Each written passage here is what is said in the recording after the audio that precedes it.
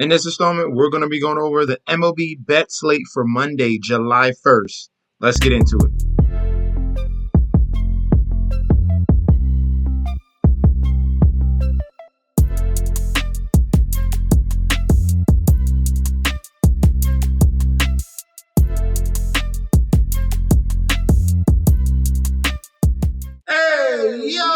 Welcome back to the channel. It's your boy Chef D, and I'm here to bring you the winning ingredients for our July 1st MLB bet slate on Monday that we got going on. But before we deep dive into that, don't forget to like, comment, and subscribe to the channel. Make sure you follow me on Instagram and Twitter at MetsNetJetsD.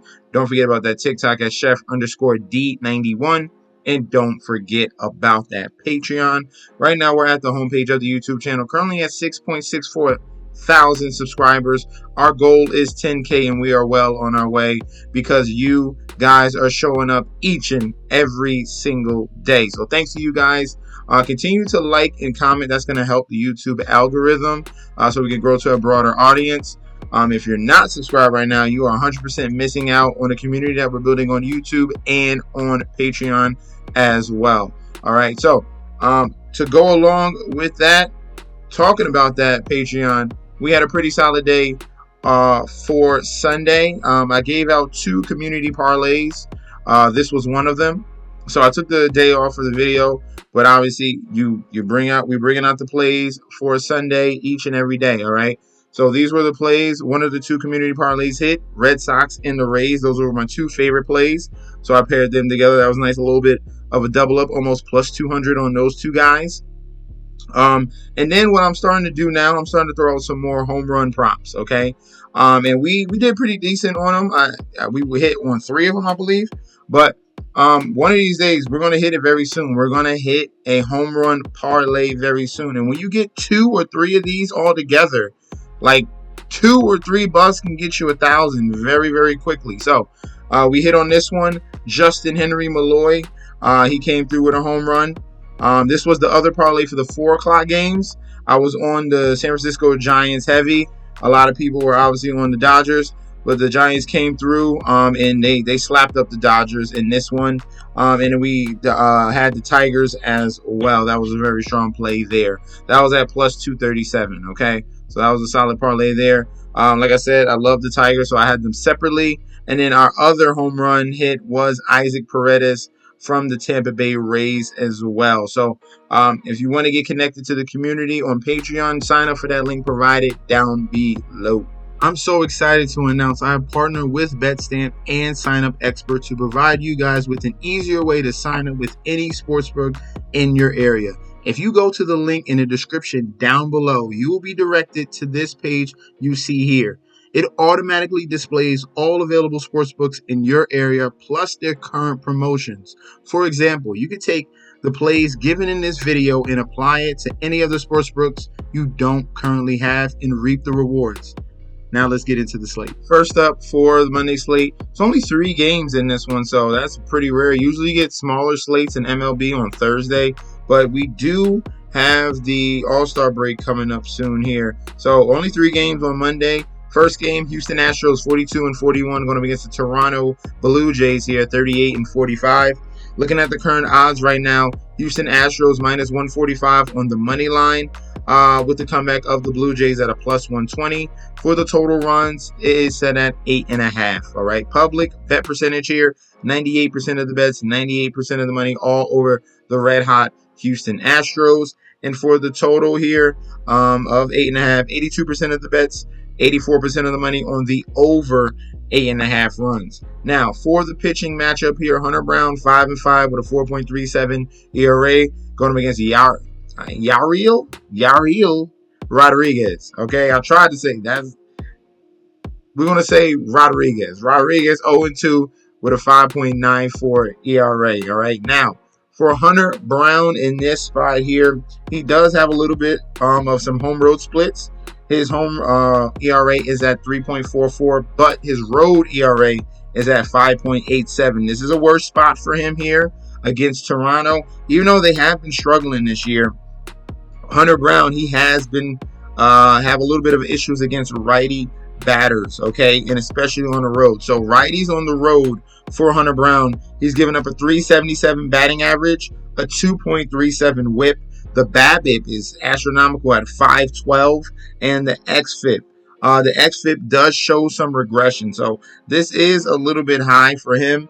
It makes sense because how bad he's been struggling on the road. It could have been a few blow up spots here. But his XFIP is showing some regression. So across the board, there should be some lower numbers coming that way. All right. For the Blue Jays and Rodriguez here, this is pretty much a bullpen game. He's going to go 3 to 4 innings.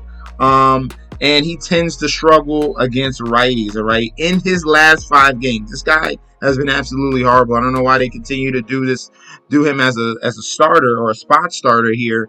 In his last 5 games, he's given up 11 earned runs in 15 innings. 11 earned runs in 15 innings and 11 walks.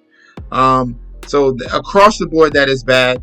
Plus, on top of that, the Blue Jays have the 3rd worst bullpen ERA-wise in the league. So you got a guy that's giving up runs. Then you got some other guys that are going to come up from behind him giving up some more runs. So this spot here, I love the over 8.5.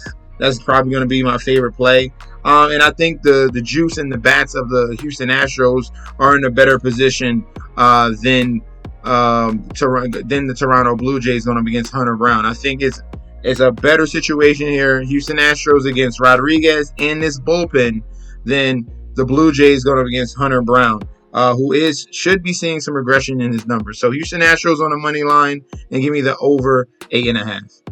Next up in Nationals Park here, Washington Nationals 33-44 going up against New York Mets 40-41. We have a little bit of an NL East battle here. Current odds is pretty even. -110 on the money line for the Mets, -110 on the money line for the Nationals. The total run set at 8.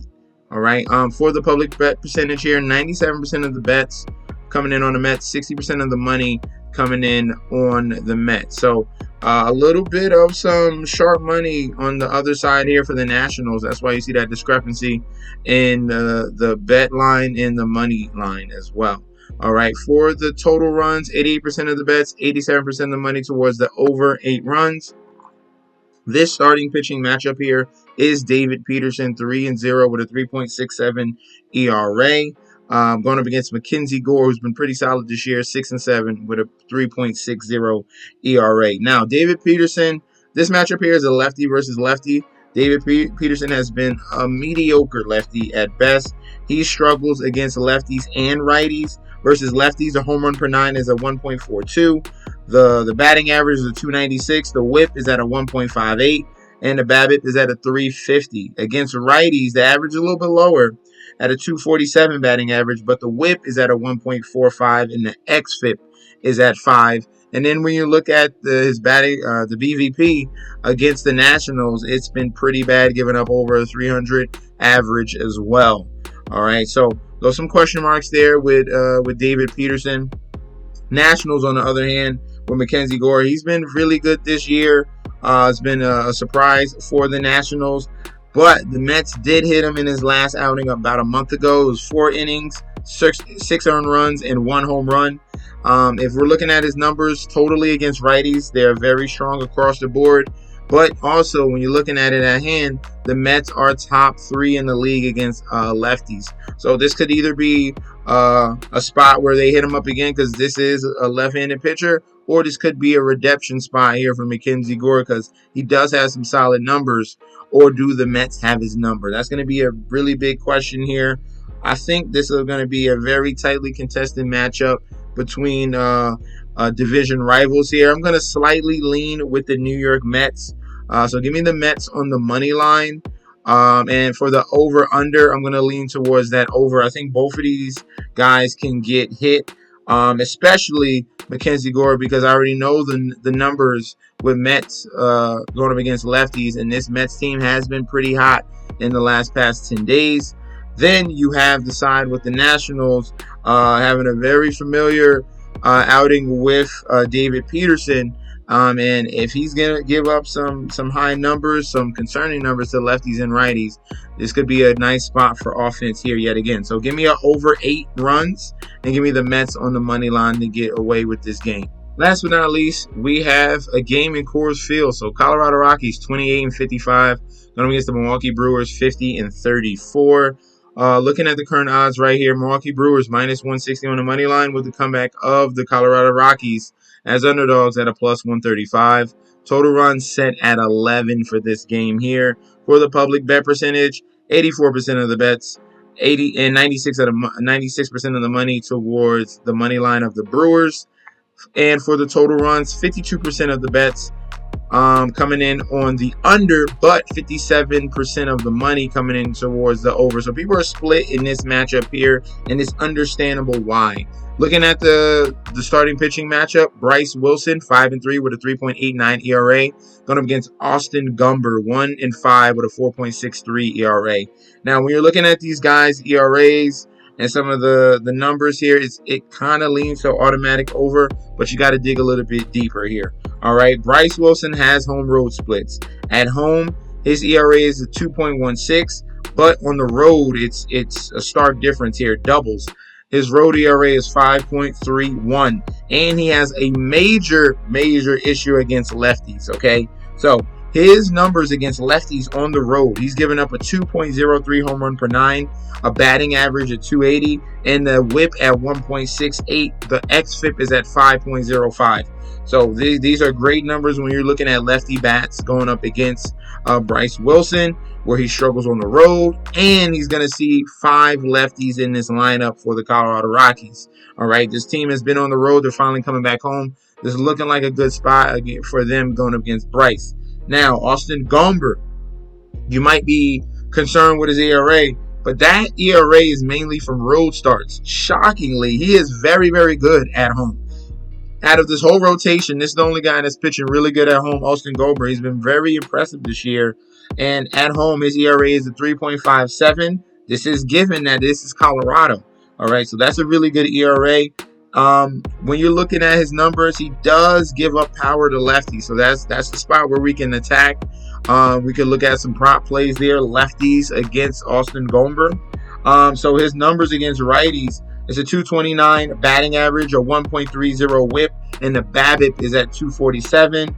Against lefties at home, the batting average is at 214, which is low. The whip is 0.78, which is low. And the BABIP is at 130, which is super low. So very strong numbers here for Austin Gomber. Very concerning numbers here for Bryce Wilson. I can already see the public all over the Brewers in this one at the end of the slate. Give me the underdog Rockies. Definitely take that run spread at plus 1.5. I also like the Rockies on the money line. And if I'm choosing it over and under, I'm going to go with the under 11 runs in this spot. So those are going to be our selections for the Monday slate. Only 3 games. That's okay, but I'll be back tomorrow on Tuesday. Let me know in that comment section down below your leans in this 3-game slate. Maybe some creative prop plays because there's only 3 games. Let me know in that comment section down below. And I'll be back with another video very soon, all right? Peace out.